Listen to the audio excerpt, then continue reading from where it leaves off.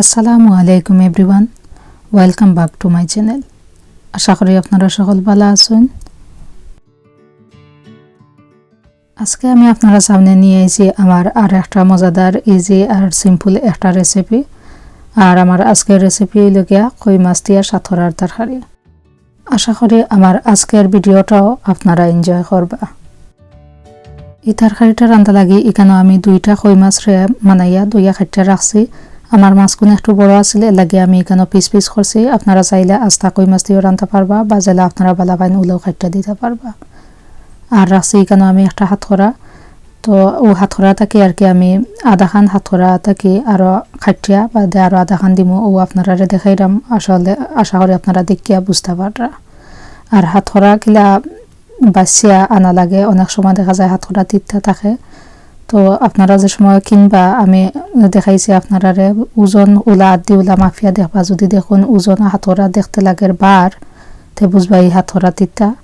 আর যদি কিছু লাইট লাগে আর কি মানে পাতলা লাগে, তো বুঝবা এই হাতরা অত তিতা নাই। এর বাদে স্মেল করলেও বোঝা যায়।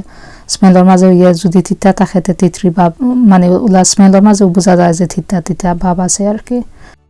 তো এখন আমি রান্না বই দিছি। তো এখানে আমি একটা হাঁড়ির মাঝে 1/4 কাপ তেল দিছি আর 1 চিমটি মেথির সিড দিছি, এটা অপশনাল। আর দিলাম এখানে 2 টেবিল চামচের মতো হইব রসুন কুচি আর 1/2 কাপ পেঁয়াজ কুচি। লবণ দিলাম আমার স্বাদ মতো দিয়া। এখন আমি অক্সিন ধরে বালা করে একটু লাড়িয়া দিয়া বাদে গুড়িয়া রাখবো 2 মিনিটের মতো চুলার আগুন ফুল রাখিয়া, যত সময় আমার ও পেঁয়াজ রসুন খানি একটু ভাজা হয়েছে না অত সময় পর্যন্ত। তো এখন লাগার আমার পেঁয়াজ রসুন খানি একটু ভাজা হয়ে গেছে। এখন আমি এখানে সামান্য পানি দিমু, পানি দিয়ে এরপরে দিলাইমু পাউডার মশলা দিবা লাগে আমি ছোটো 4 চামচ ইউজ করছি। ছোটো 4 চামচে 1/2 চামচ হলুদের গুঁড়া দিলাম, 1 চামচ লাল মরিচের গুঁড়া, 1/2 চামচ ধনিয়ার গুঁড়া আর 1/2 চামচ কারি পাউডারের গুঁড়া দিয়া এখন আমি ও সপ্তাহে বালা করে মিক্স করিয়া নিমু। বালা করে মিক্স করিয়া নিয়ে বাদে আমি আরও 1 মিনিটের মতো গুঁড়িয়া রাখবো চুলার আগুন ফুল রাখিয়া।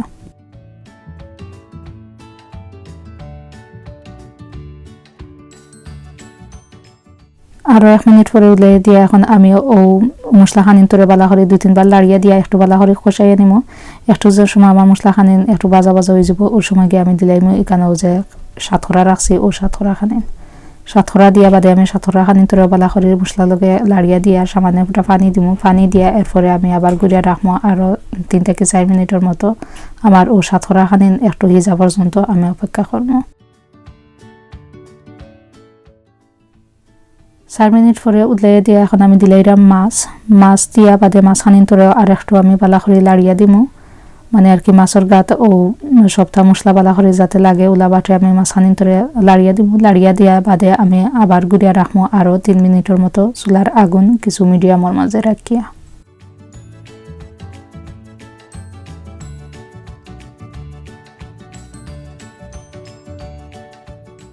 আরও 3 মিনিট পরে উতলে দিয়ে এখন আমি তরকারির মাঝে শিরা দিলাইরাম। তবে শিরাটা দিবা আপনারা জেলা বালা পাইন ওলা, আমি একটু পাতলা পাতলা শিরা দিয়ে আজকে আমি তরকারিটা রান্নু।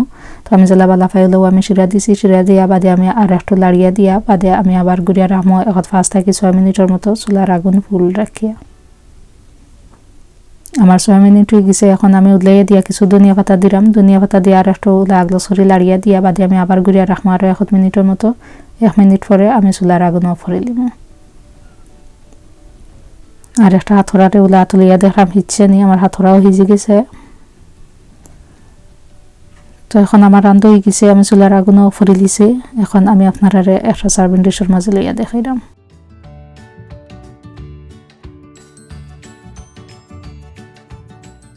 তো রেডি এগুলো ভিউয়ার্স আমার খুব মজাদার সাতখরা দিয়া কই মাছের তরকারি। আশা করি আপনারা আমার আজকের রেসিপিটাও ভালো পাইছেন।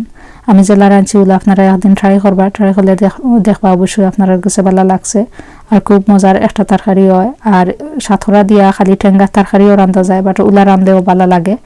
তো খালি সাতখরা দিয়া খালি ঠেঙ্গা দিয়ে রাঁধলে আর কি নর্মালি মরিচ দেওয়া হয় না, আর যত মশলা দিচ্ছি সব তো নর্মাল ওলা থাকে, বাট ওলা মরিচ দিয়ে রাঁধলেও খুব ভালো লাগে। একদিন আপনারা ওলা ট্রাই করে দেখতে পারেন কিলা লাগে।